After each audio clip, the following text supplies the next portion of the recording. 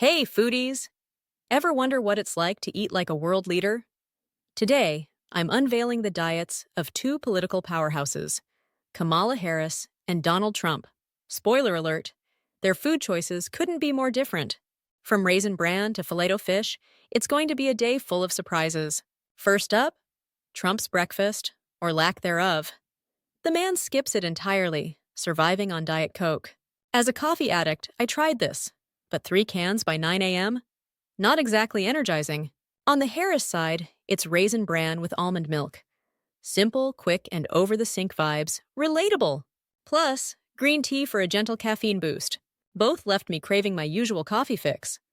Unexpected overlap alert. Both Trump and Harris love Doritos. Nacho Cheese for the win. I'll admit, it was the happiest part of my morning. Trump's lunch? A well-done steak with ketchup. Yep, I cooked it until it curled off the plate, as described by a White House insider. The ketchup was the saving grace for this dry, chewy puck. Harris's curd rice, though? A revelation. Creamy, tangy, spice perfection with pomegranate arils. It was like a mini vacation in a bowl. Major win for Team Harris here. Trump's dinner, 2 Filet-O-Fish, 2 Big Macs, and a chocolate milkshake. I powered through the McFeast, questioning my life choices by the last bite. Harris's gumbo, on the other hand, was homemade heaven: shrimp, chicken, andouille sausage, and a rich roux over rice. 2 hours of effort, but totally worth it.